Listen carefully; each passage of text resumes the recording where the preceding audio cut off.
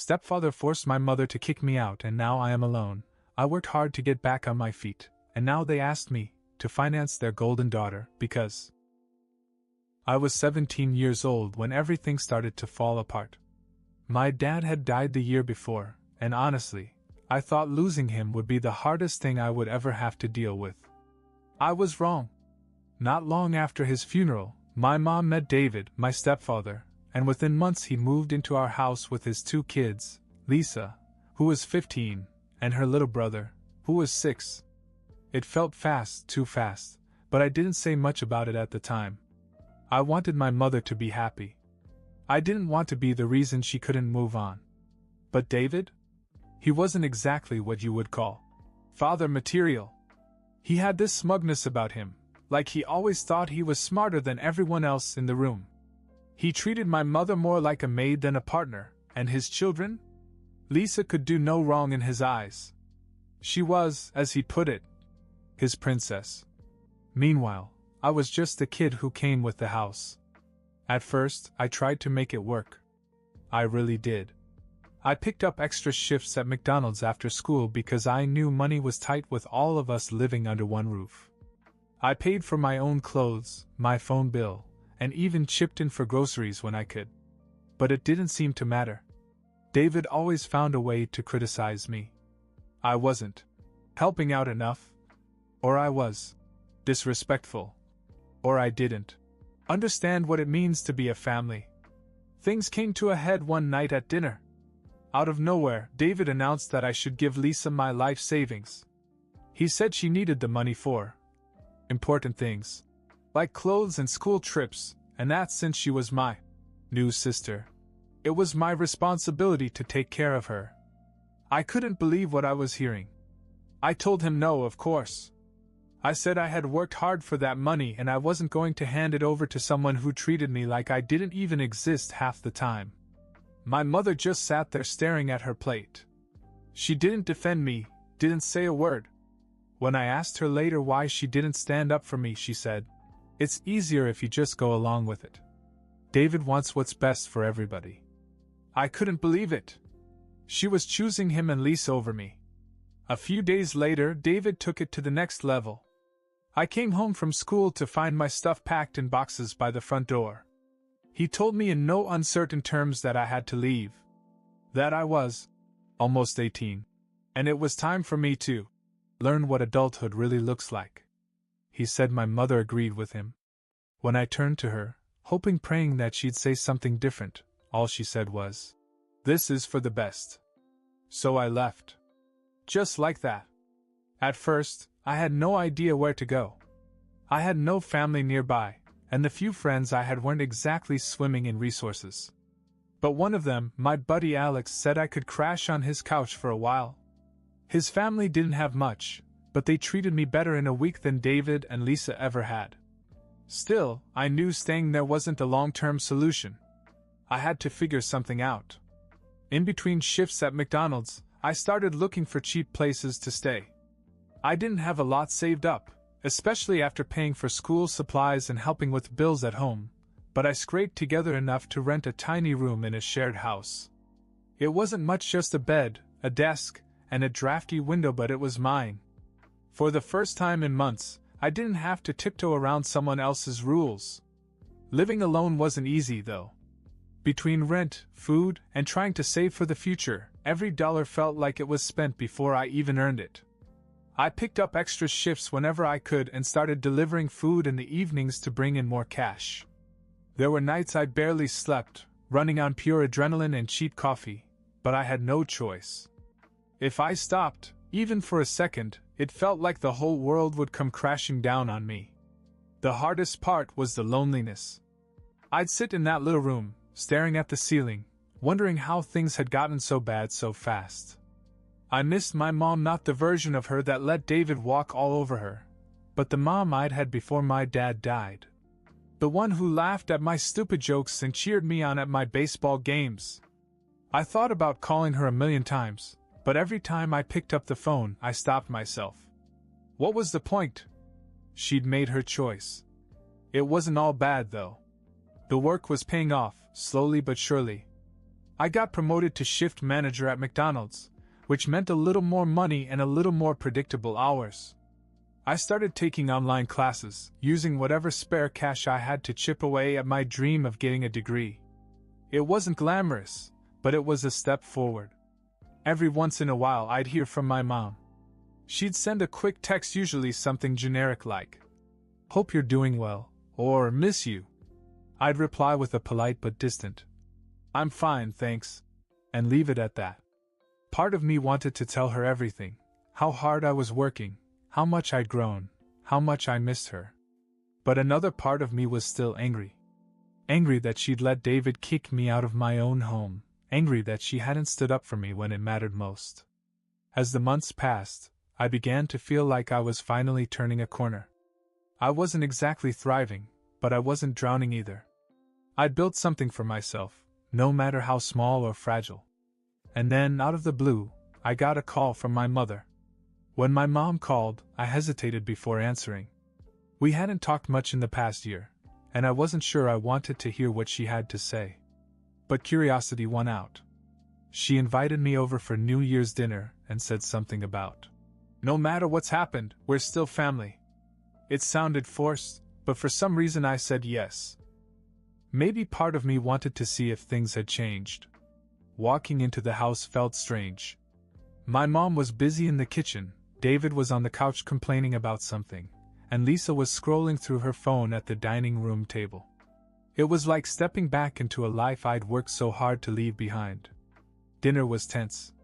David complained about money and how hard life was, while Lisa chimed in with the occasional snide comment. My mother remained silent, speaking only to pass the food or to agree with David. And then David turned to me, smiling like he just had the best idea ever. He started talking about Lisa's future college, a car, maybe even an apartment. "You've worked hard," he said. "It's time for you to help your sister. That's what family does." I froze. My mother didn't say a word. I sat there trying to make sense of what David had just said. He wanted me to take my savings, the money I'd worked to the bone for, and use it to support Lisa's future. "What do you mean?" I asked, even though I already knew. David smiled like he was explaining something simple to a child. "You worked hard, you saved. Lisa is your sister now, and she deserves a bright future. College, a car, things that will help her succeed. Family takes care of each other." I looked at my mother, hoping for a shred of support. She didn't meet my eyes, just kept her eyes on her plate. "And what about me?" I asked. "Where was this family when I was on my own, trying to survive? You kicked me out, remember?" David shrugged. "You did well for yourself. You're stronger for it. Lisa needs support now. That's how families work, you contribute, or you're not really part of it." It was as if the air had been sucked out of the room. Lisa was still scrolling through her phone, pretending none of this had anything to do with her. My mom finally looked up at me, but said nothing. I stood up and pushed my chair back. "You want my money to buy her a car? To play the hero? No thanks. You can keep your idea of family." David's tone sharpened. "You'll regret walking away from us. This is your chance to prove you care." I grabbed my coat. "I've proven plenty already. To myself. That's enough." Before I left, I turned around. "Happy New Year. You'll need it." I walked out into the cold, realizing how little had changed. The next day, my phone rang. It was my mom. I let it go to voicemail at first, but when she called again a few hours later, I figured I might as well answer. "You've ruined everything," she said as soon as I picked up. "David is furious, and Lisa is devastated. This wasn't the way to handle things." I sat back and tried to stay calm. "What exactly did I ruin? Your perfect little dinner where I was supposed to be Lisa's piggy bank?" I told the truth. "If that's a problem, it's on you. She's your sister," my mother said, her voice almost pleading. "She looks up to you, whether you realize it or not. She was really hurt by what you said." "She's not my sister," I said flatly. "She's David's daughter, and she's been treated like royalty since the day you let her move in." And you stood by while David kicked me out. Now you expect me to help her? Do you even listen to yourself? My mother was silent for a moment. Then she sighed. I just wanted us to start over. I thought maybe we could be a family again. A fresh start? I asked. How does that work when you never even acknowledged what you did? When you let him pack my bags and kick me out without a word? I'm sorry, son, she said quietly. But you didn't have to be so cruel. You called everyone names, stormed out it wasn't fair. I laughed, more in disbelief than anything else. What wasn't fair was you letting him kick me out of my own home and then pretending it never happened. And you want me to finance Lisa's life on top of that? No, Mom. That's not how it works. Her tone changed, getting softer, almost defeated. I just can't handle all this conflict. David's upset, Lisa's upset. Maybe it's better if you don't come around for a while. We all need some space to cool down. Space, I repeated, feeling the finality of it. Yes. Let's call it that. I hung up before she could say anything more. That was the last real conversation we ever had. Occasionally she'd send me a text, things like, "Hope you're okay," or "Miss you," but I stopped responding after a while. What was the point? She'd made her choice. Now I had to live with mine. Months went by and life went on. I'd buried myself in work and classes, trying to keep my head above water. I hadn't heard from my mom or David in weeks, and to be honest, I preferred it that way. The silence was better than the empty, superficial texts. Then, out of nowhere, I got a call from an unknown number. Normally I wouldn't have answered, but something told me to pick up. "Hello?" I said carefully. "Hey, it's Lisa." I froze. Lisa? She hadn't said a word to me in years, and now she called out of the blue? "What do you want?" I asked, not bothering to hide my suspicion. "Look, I know this is strange," she said, sounding nervous. "But I need your help. Please don't hang up." "Help with what?" I asked, already regretting taking the call. She hesitated before continuing. "Things aren't great at home. My dad's been different. Angry all the time. He and your mom fight all the time. It's bad." I didn't know what to say. David and my mom fighting wasn't exactly shocking, but hearing it from Lisa made it seem real in a way I hadn't expected. "I don't see how this has anything to do with me," I finally said. "Because she misses you," Lisa said quickly. "Your mom. She doesn't say it, but I can tell. She's been trying to reach out to you, but she doesn't know how. She's not well." I didn't know how to respond. Was this a guilt trip? A ploy to drag me back into her mess? Or was Lisa actually being sincere? Before I could find out, Lisa added, "I know I've been a brat. And I know that my dad is the reason that everything went downhill. But I'm trying to make things better, okay? I thought you should know what's going on." She hung up on me before I could say anything else. For the first time in months, I found myself thinking about my mom, not the anger or the betrayal, but the good memories. The mom who made me pancakes on Saturday mornings, who stayed up late to help me with school projects, who hugged me so tight at Dad's funeral I thought I'd break. I sat there for a long time, wondering what I was going to do. Lisa's call threw me for a loop. I couldn't figure out what her angle was, if she even had one. Part of me wanted to ignore it, chalk it up to more family drama I didn't need to get involved in. But another part of me couldn't stop thinking about what she'd said about my mom. A week later, I gave in and texted my mom. It was short and to the point. Lisa called me. She said things weren't right. "Is that true?" She didn't answer right away, and for a while I didn't think she would. Then, late that night, my phone buzzed. "I don't know what she told you, but I'm fine. Don't worry about me." I stared at the message, trying to decide if I believed her. Something felt wrong. My mom wasn't the type to admit when things were bad, and "I'm fine" was her go-to when she wanted to sweep something under the rug. I decided to call her. She answered on the second ring. "Why didn't you just tell me what was wrong?" I asked right away. She was quiet for a moment before saying, It's nothing to worry about. I don't want to drag you into it. You're not dragging me into anything. Just tell me the truth. She sighed, and I could hear the exhaustion in her voice. David's been under a lot of stress. He's not himself. But it's okay. We'll work through it. Not himself? I asked. Lisa said you had a fight? That it's bad. Her voice softened. It's just been hard. He's struggling at work, and he takes it out on everyone. But I'm dealing with it. I felt a wave of anger rise. Why do you always do this? Make excuses for him? He's been treating you like crap since the day you met him, and now you're telling me it's worse, and you're still defending him? I'm not defending him, she said almost in a whisper. I just don't know what else to do. Her words hit me harder than I had expected. For the first time, I realized how trapped she must have felt, caught between wanting to fix things and knowing she couldn't. I wanted to help her, but I didn't know if I could. She'd let me go so easily when David told her to. Was it my place to try to step in now? A few days after that phone call, something happened that I never saw coming. I got a knock on my door late at night, and when I opened it, Lisa was standing there, shivering in the cold.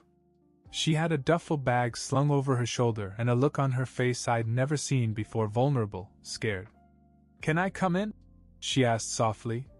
I stepped aside, still trying to process what had just happened. She came in, dropped her bag, and sank onto the couch. What are you doing here? I asked. I couldn't stay there anymore, she said. They had this huge fight.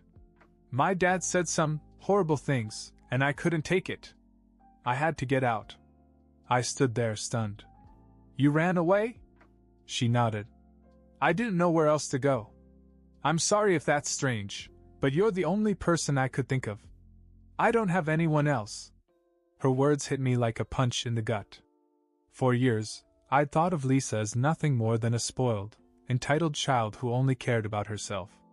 But as she sat there in my tiny apartment, she didn't look spoiled at all. She looked lost. Does Mom know where you are? I asked. I texted her after I left. She said I could come back anytime, but I don't want to. Not while he's there. I didn't know what to say. Part of me wanted to send her back, to tell her it wasn't my problem, but the other part, the part that remembered what it was like to feel unwanted and out of place, couldn't turn her away. You can stay for a while, I finally said. But you'll have to pull your weight. I don't have much, and I can't afford to take care of both of us. She nodded quickly. I'll get a job. I promise. Over the next few weeks, we settled into an uncomfortable routine. Lisa wasn't used to living without all the comforts David had spoiled her with, but to her credit, she adapted quickly.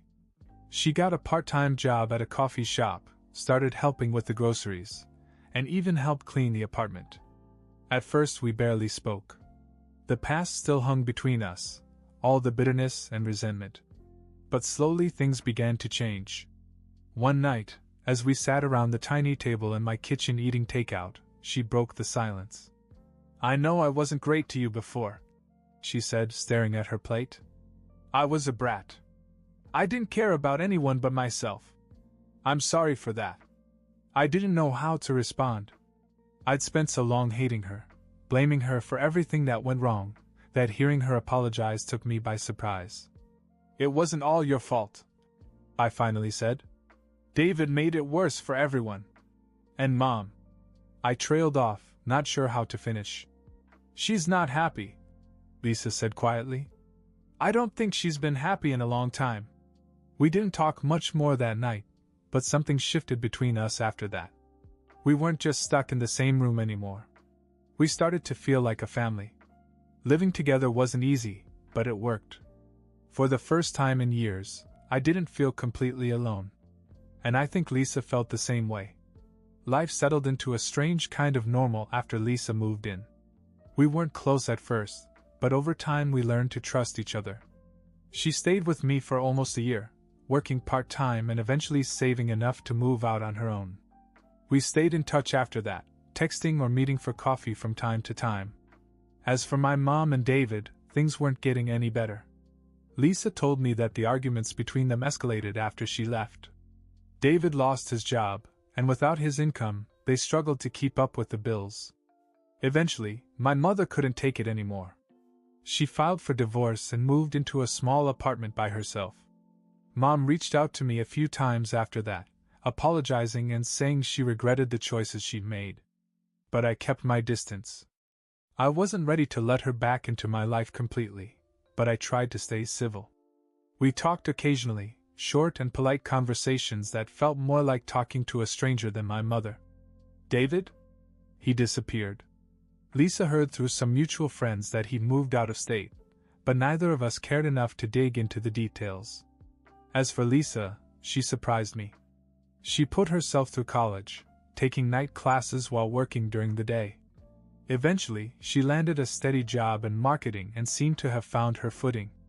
From time to time, she joked that living with me was the wake-up call she needed. And me? I kept grinding. I finished my online classes and got certified in IT, which landed me a solid job at a tech company. It wasn't glamorous, but it was steady, and it gave me a chance to build a life I could be proud of. I even managed to save up enough to upgrade my apartment, nothing fancy, but it felt like a mansion compared to the tiny room I started in. I still think about all that happened. The anger, the betrayal, the loneliness, it's all still there, in a little corner of my mind. But so is the pride. I built a life for myself, from nothing, and I learned what it really means to stand on my own 2 feet.